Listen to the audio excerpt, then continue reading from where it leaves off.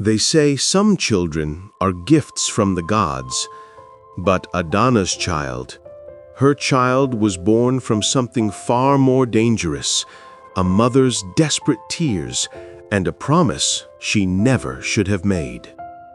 This is the story of the boy who should never have been born and the terrible price of a mother's love. In the village of Umuoria, where the palm trees whispered secrets to the wind, there lived a woman named Adana. Her name meant father's daughter, but she had no children to carry on her own name, no little voices to call her Mama. For 12 long years, Adana had been married to Okoye, a kind but quiet farmer. While other women her age bounced grandchildren on their knees, Adana's arms remained empty. While other compounds echoed with children's laughter, her home stood silent as a tomb. The village women no longer invited her to naming ceremonies. They whispered when she passed, their words sharp as thorns. Barren tree, cursed womb. What woman cannot give her husband a child? Okoye never complained, but Adana saw how his eyes lingered on other men's sons working beside them in the fields.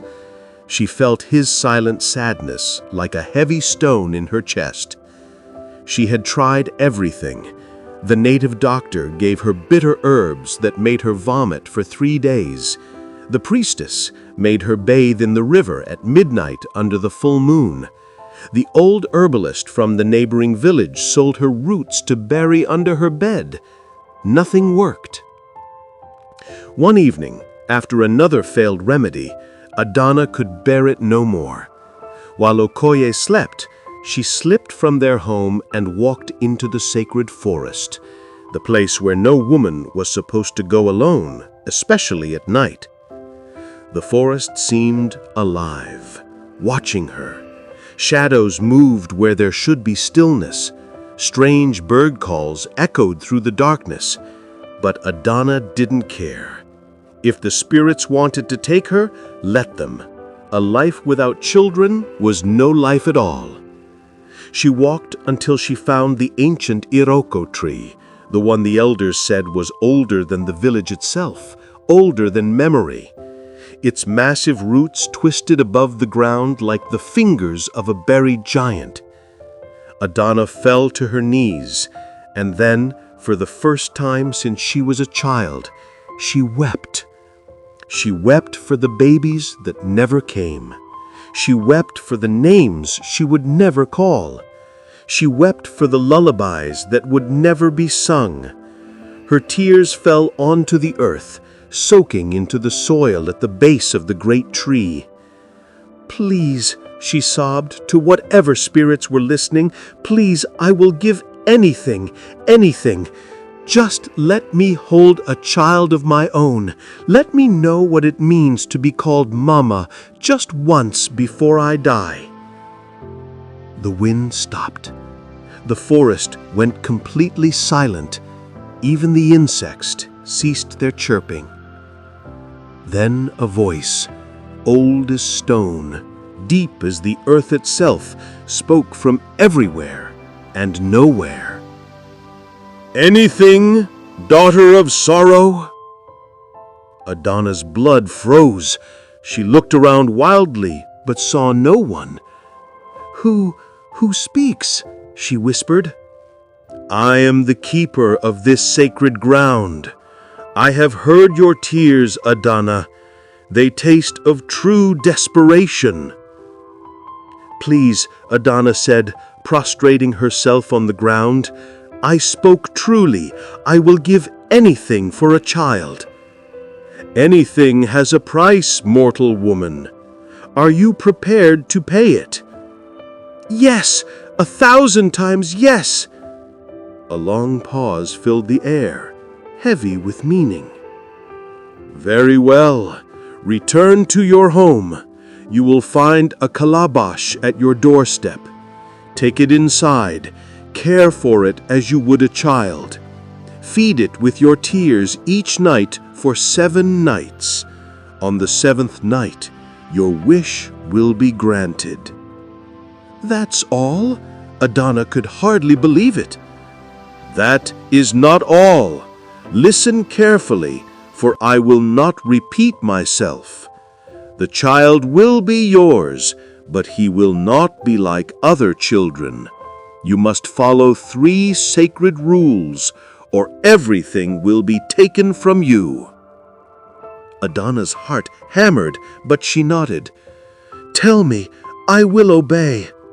"First, you must never tell anyone, not even your husband, how the child came to be. The secret must die with you. Second, the child must never eat food that has been touched by jealousy, anger, or hatred. Only food prepared with love may pass his lips. Third, when the child reaches his 7th year, you must be prepared to make a choice. What that choice is, you will know when the time comes." "I understand," Adana said quickly, though fear crept up her spine. "I accept." "Then go. Your calabash awaits.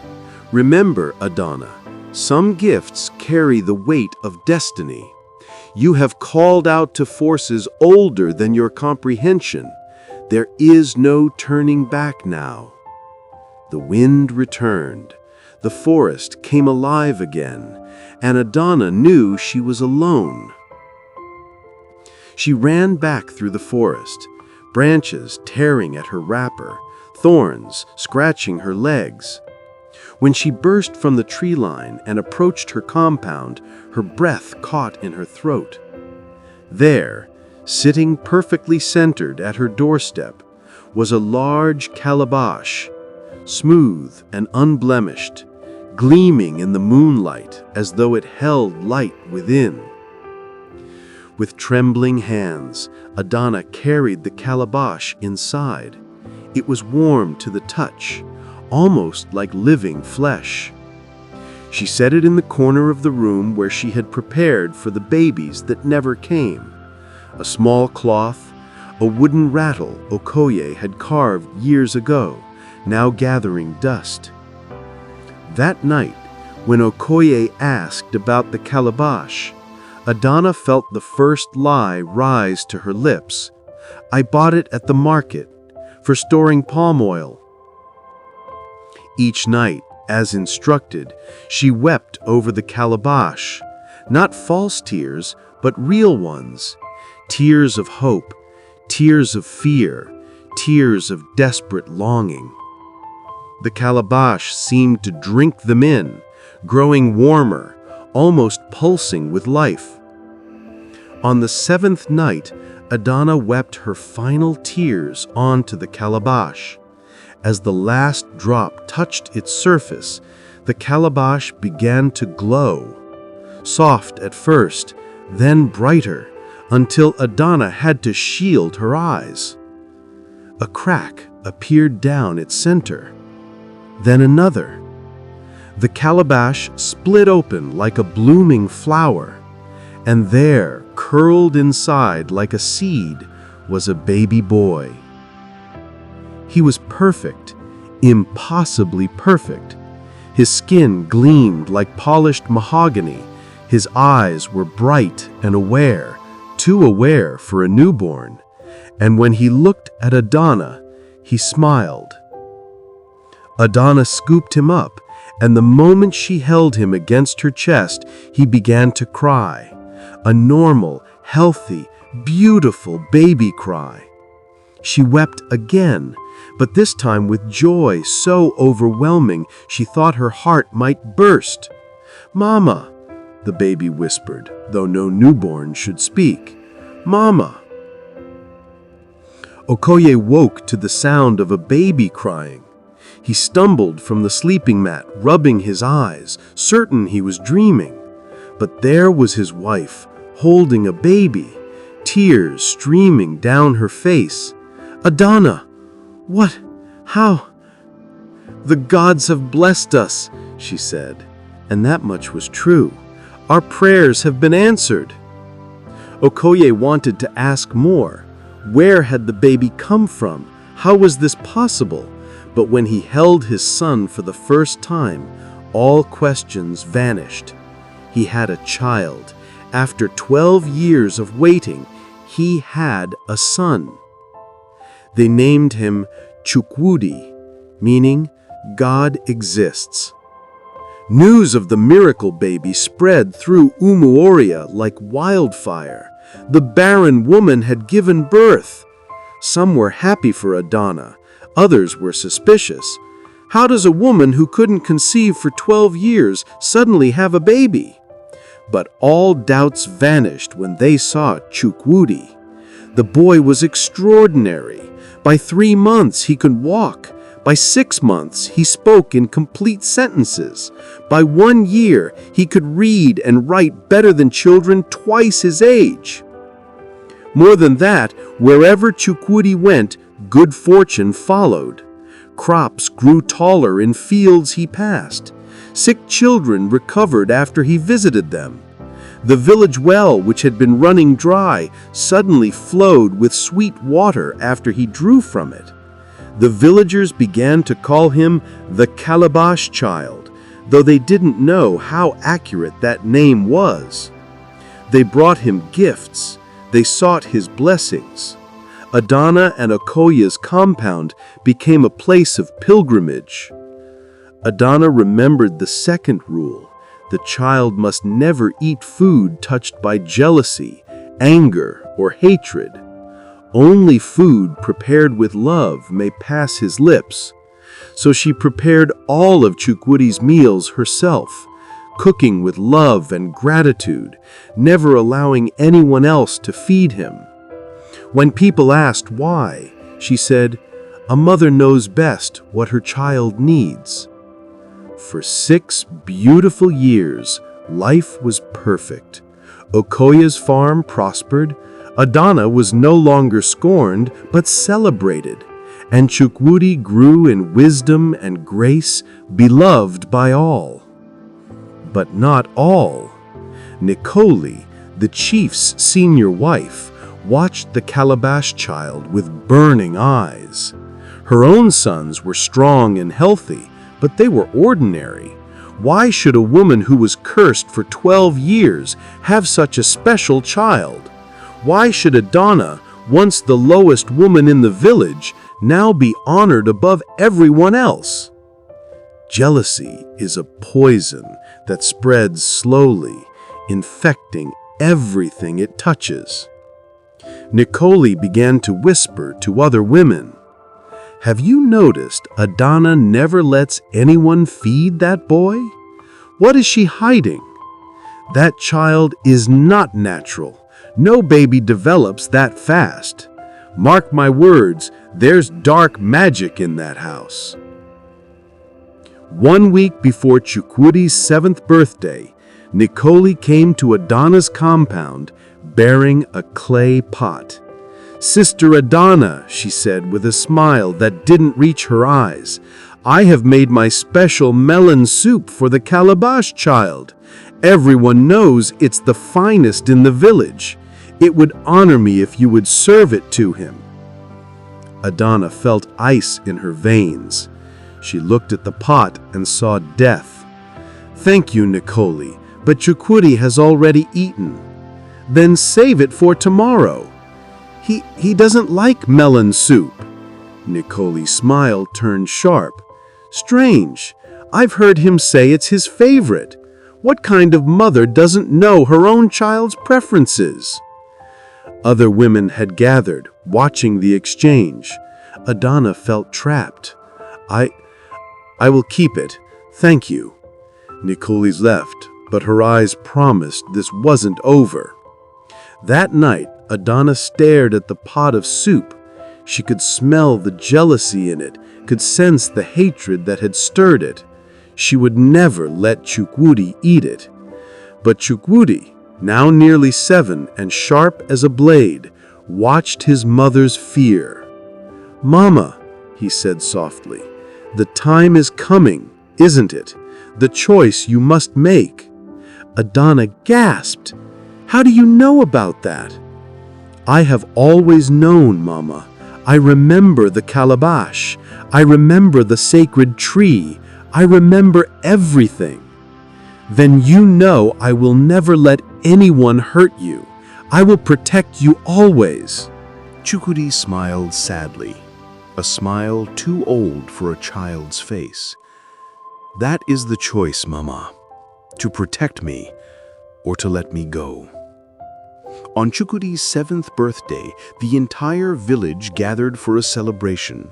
The chief himself attended, bringing gifts of cloth and cowries.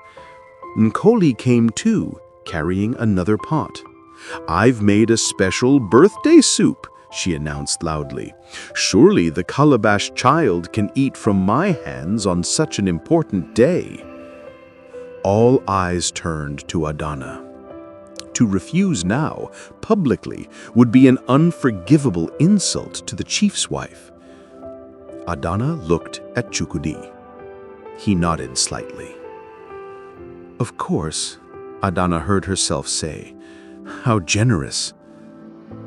Nkoli served the soup herself, ladling it into a wooden bowl. She handed it to Chukudi with a triumphant gleam in her eyes.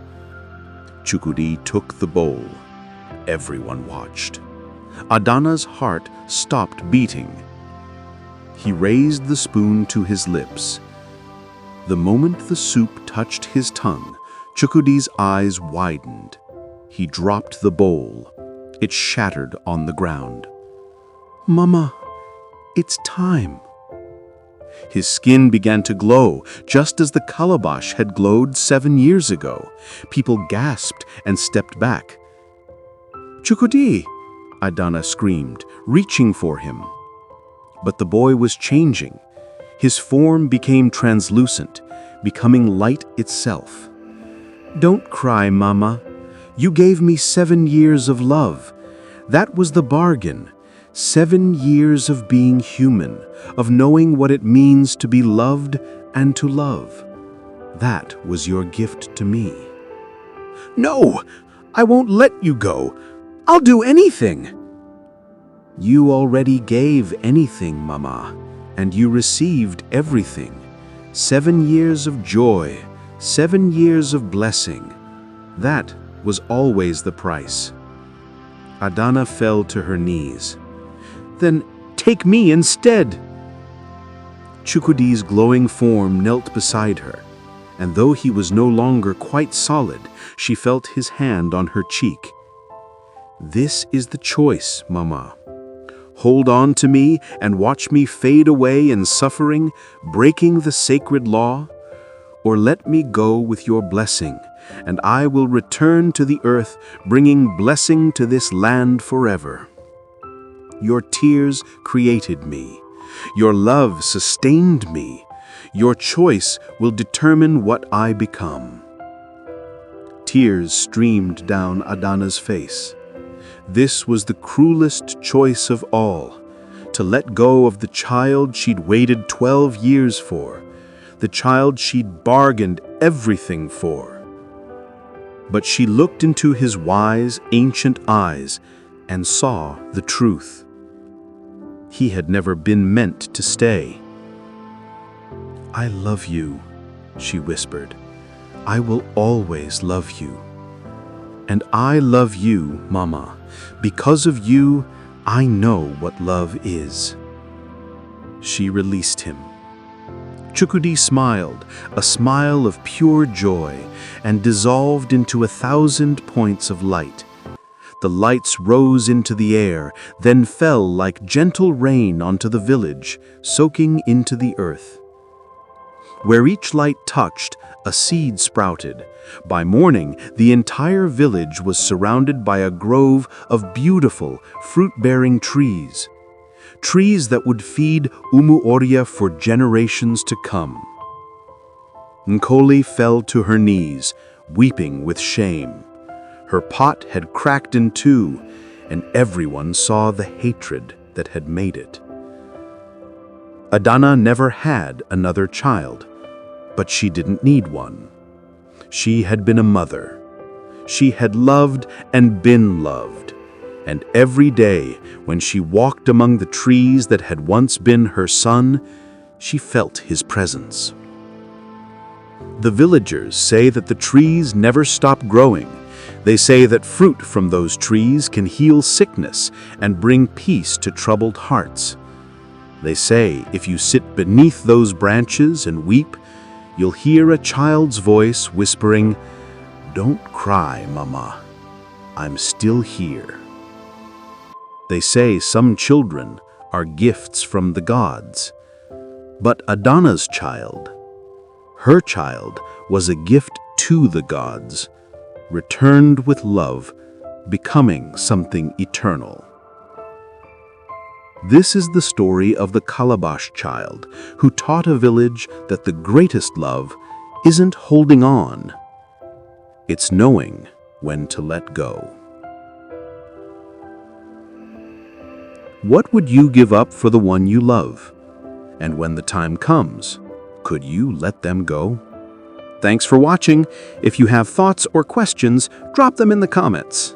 Don't forget to subscribe and hit that bell icon for more. Bye.